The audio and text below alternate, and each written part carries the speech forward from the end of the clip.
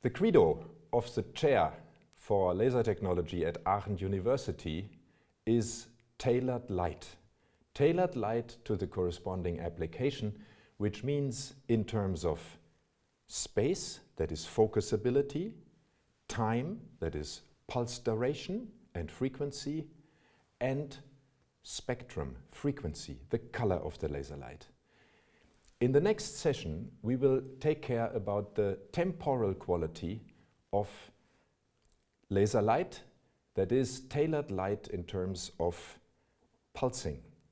The subject is so important that we decided to divide it into two parts, and I will start with the first part, which will cover a motivation for pulses, the characterization of pulsed laser radiation, the generation of pulsed laser radiation, gain switching and quality switching. Q switching stands for quality switching. In the second part, we will move to even shorter pulses. Here we will be limited to pulses in the range of a nanosecond, so about a billionth of a second. The motivation for pulsing in general can be displayed and explained by the graphs on the right-hand side. You see in yellow and in blue two pulses of the same pulse energy. However, the first one, the yellow one, is the 4 times of the intensity compared to the blue one, and the length of the pulse is only 1/4 of the pulse length of the blue pulse. The consequence, as those pulses are absorbed by matter, are seen in the graph below.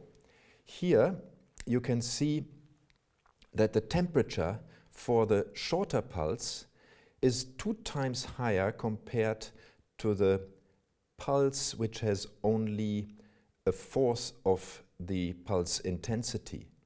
So you already see the temperature at the surface as well as the penetration depths into the material scale with the root of the time which we irradiate the matter with. So in other words, the shorter the pulse, the higher the temperature on the surface and the less deep the thermal penetration in the material. As a consequence, if you look at the quantitative consequences of that, you see here a plot of the thermal penetration depths in meters compared to the pulse duration. So again, the shorter we make the pulses, the smaller the penetration depths will get. And we will cover in the first part of this session the lasers with which we can work up to the regime of about 1 nanosecond. In other words, that will bring us to penetration depths of the order in metals, in steel and aluminum. You see two graphs here, between a micrometer and a fraction of a micrometer in melting depths. This is pretty high precision already, and those lasers are used for precision drilling and precision ablation very efficiently. To start with, a few notes on the characterization of pulsed laser radiation. So basically we talk about pulse power, a pulse peak power, which is the maximum power. We talk about a pulse energy, which is of course the integral of the power over the time. And we talk about a pulse width, which is the meaningful half-width of the pulse in terms of seconds. The succession of the pulses we denote by the pulse repetition rate.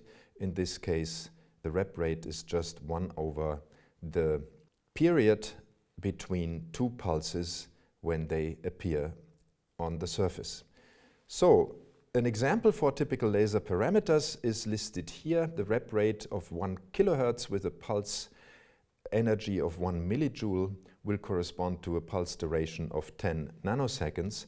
The average power of this system then will be 1 watt, and the peak power will be 100 kilowatts.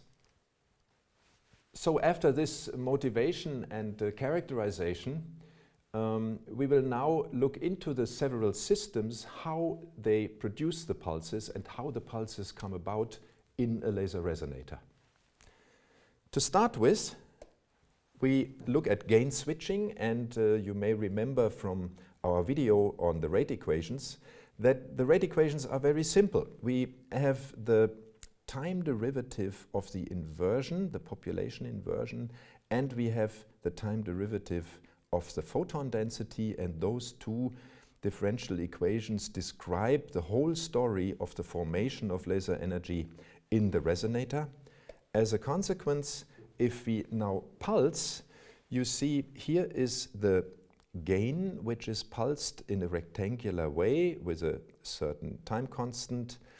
Then the next pulse will appear.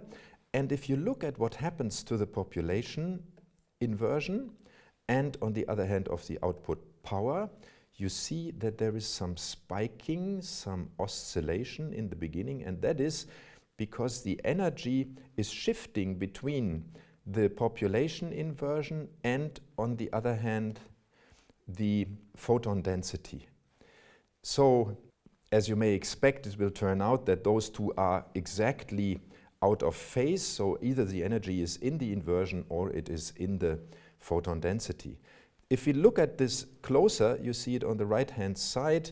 Here the pump power is constantly switched on at this instant in time, so the population inversion increases up to the critical threshold. Then at this point in time, the photon density starts to rise, the first peak pulse is emitted. However, it is so strong that the stimulated emission of radiation depletes the population inversion under the threshold of creating new photons, so that the pulse simply goes back to zero. Then the population inversion builds up again, the peak photon density is rising up again, and so this oscillation between the population inversion and the photon density ultimately comes to a steady state value, as well as for the inversion and the photon density. And in gain switching or quality switching, we will then use this oscillation of the energy between the inversion and the photon density to identify and insulate these very fast rising and declining pulses. So here again, the peak power has to be differentiated very clearly from the average power after the steady state is reached. So if we look at the process in detail, we look at a diagram which I personally like very much because it displays very clearly what happens. Here you see the inversion density and here the photon density. Of course, we start at zero, and what we expect is that at first the inversion will increase until the point we will reach stimulated emission threshold. Then the photon density will rise. During this rise, the inversion density will decrease until the point when the photon density decreases again, and then the inversion increases again, and so on and so on. So let's run the movie so you see what's happening.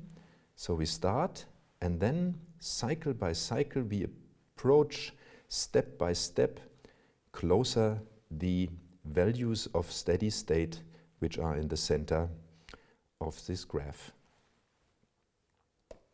How do we physically switch the energy in the resonator? This is done by the modulation of the quality. And to remind you on the quality is simply the stored energy in the resonator divided by the energy dissipated per cycle. So in other words, if we have a high reflection, very small transition resonator, we will have a high quality because with one round trip between the mirrors, only a very small portion of the energy will be coupled out, so the losses are very small, so then we have a high quality resonator. On the other hand, if we have a high outcoupling, of course, in the limit, if we take out everything after one cycle in the resonator, then the quality will be very poor.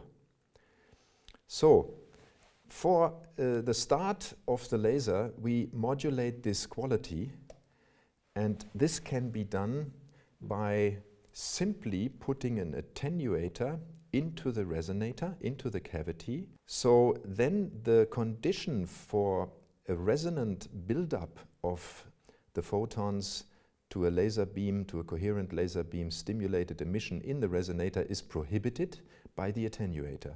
If we take out the attenuator, the quality is switched to the standard value of the resonator. Here it is practically 0. So it is switched immediately to the value of the resonator, and we get the oscillation of the laser.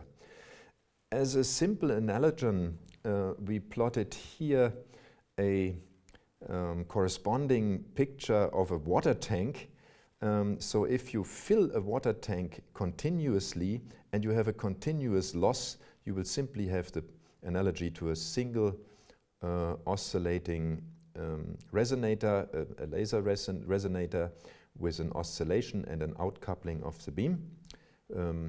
So continuous radiation, continuous pump, continuous laser. Now, if we stop the exit of the water tank and we allow the water level to rise to higher values, which is the equivalent of increasing the population inversion, without generating a laser beam, then we will have a, so to say, more potential radiating ability in the system. And if we then take out the plug, in other words, increase the quality of the resonator so that the laser can start to oscillate, we get an extreme emission of photons. So the power will increase as you have seen it in the spiking in the previous pictures. To look in more detail again to the rate equations, you see that the whole thing depends very much on the lifetime of the photons in the resonator, which is defined by 2 times the length of the resonator, so that is the round trip distance, divided by the optical transmission, the losses. The losses are the most important point here. So we have a high value for the outcoupler for the optical losses if we have the resonator blocked, and we have very low optical losses if the resonator is opened.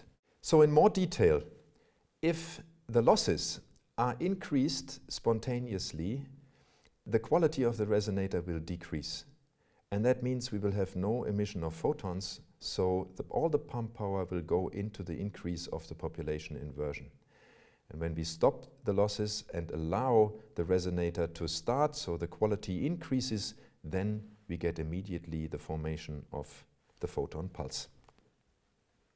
Now that we understood how Q-switching works in principle, the question is, how technically can we do that in a resonator? And in this view graph here, you see several ways of switches, several switches.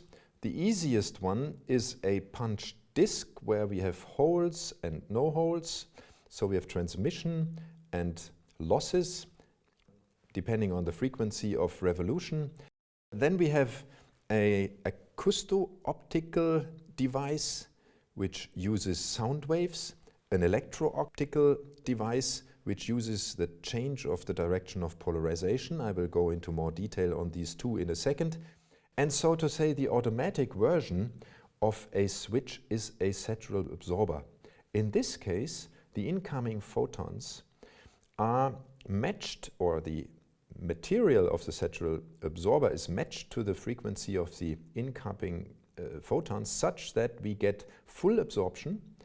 And if all of the states in the absorber are excited, if the population is equal in the upper and in the lower level, it cannot be higher in the upper level because then we would get stimulated emission. So at this moment of equilibrium of equal population of the states, the absorber will switch to transparency because there is no chance to absorb photons anymore.